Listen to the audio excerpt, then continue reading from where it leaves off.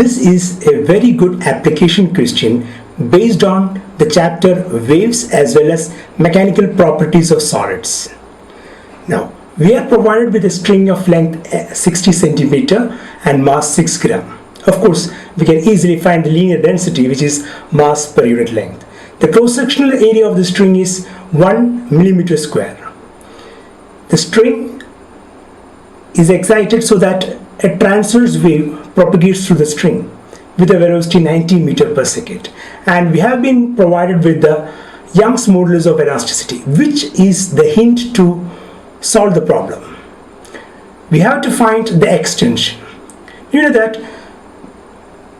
when wave propagates through a string, there will be a force throughout the length, which is known as a tension, from which we have the velocity v equal to root of t by small m, or usually mu, the linear density. So let us replace with mu, the linear density, where we have represented m as the mass of the string. So the linear density mu is the mass of the string divided by its length, mass per unit length, which will be 6 gram, that is 6 into 10 raised to minus 3 divided by 60 centimeter, which is 60 multiplied by 10 raised to minus 2. Now, we have to find the tension and then find the extension produced. Now, due to this tension, there will be a slight deformation along the length, which causes the extension of the string. Now, from the definition of Young's modulus of elasticity, Y, the modulus of elasticity is stress over strain, which is F by A divided by strain, change in configuration divided by change in by actual configuration. Here it is a length which is changing. So we have Y is equal to FL divided by A delta L. The delta L is the extension. So delta L is equal to the extension, delta L is equal to the force multiplied by the length of the string divided by the cross-sectional area multiplied by the Young's modulus of elasticity. Now, the force is the tension. We can find that from this equation for velocity of transverse wave in a stretched string. So T is equal to V square mu. So we can find T from this equation and substitute here, or directly replace the force with the tension. So the elongation delta L is equal to V square mu multiplied by L divided by A. Substituting the values, the answer is option 1, 0.3 millimeter. This question is very easy. This is from the logic gate section of class 12. Which of the given gates is reversible? Now, for a gate to be reversible, we should have, or we should be able to get the input data from the output data. And that is possible only for a NOT gate, which is an inverting gate. That is, if we give 1, the output is 0. If the input is 0, the output will be 1. And among this, we have the only option with a single input and single output is, and which gives NOT gate, is option 1. Here the input is made a single one for a NOR gate. In this question, we have a uniform thin rod of mass m and length L, which is rotating about an axis passing through a point at a distance L by 4 from its center of mass, and the axis is perpendicular to its length. So we have to find the radius of gyration about this axis. Now, the radius of gyration is that distance whose square, when multiplied by the mass, gives the moment of inertia of the rigid body. Now, the moment of inertia about this axis can be calculated by applying parallel axis theorem. So we select an axis which is parallel to the given axis and passing to the center of mass.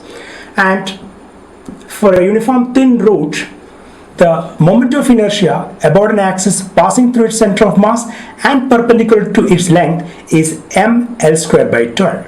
So by applying parallel axis theorem, the moment of inertia about an axis passing through a point parallel to an axis through the center of mass will be given by moment of inertia about an axis parallel to the given axis through the center of mass plus mass of the rigid body multiplied by the square of the distance between the two parallel axes, which is L by 4 the whole square, which is L square by 16. This is equal to mk square. Solving this, we can find k value as m gets cancelled. So 16L square plus 12L square divided by 12 into 16, that is 28L square divided by 16 is equal to k square. So 28 divided by 12 multiplied by 16, 28 by 12 into 16 L square 7 4 7 by 48 L square is equal to k square. So k is equal to root of 7 by 48 L. This is the answer. This is a very interesting question from the chapter current electricity. We have to find the current I in the given circuit. We have a cell of EM of 1 volt, 2 resistors 2 ohm each and 2 resistors 1 ohm each. From the figure we can figure out that the two 1 ohm resistors are in parallel to each other. The combination is in series to 2 ohm and the entire branch is parallel to 2 ohm. If we follow the method of usual solving, like to find the net resistance and find the main current derived from the cell, then find the current through a branch, then again current run to the next branch, this will take time. Instead, there is an easier method. The branch AB is parallel to the branch CD, which is parallel to the branch EF. All these 3 points can be considered to be a single point. Similarly here also. Now, the potential difference across EF will be the same as the potential difference across CD, which is also the potential difference across AB. Now, since two 1 ohm resistances are parallel, the effective resistance will be 0.5 R1 R2 divided by R1 plus R2, which is in series with the 2 ohm resistance. Therefore, the total resistance in this branch will be 2 plus 0.5, which is 2.5. Therefore, the potential difference across AB will be same as 1 volt. Therefore, the current I through the branch AB is equal to the potential difference divided by the resistance,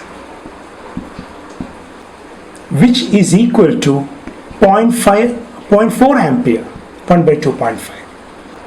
Now, the current I splits into two parts.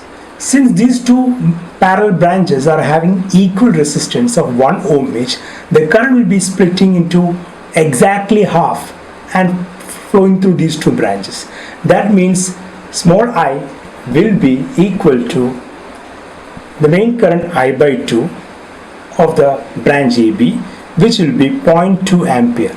The answer option is 1. Option 1.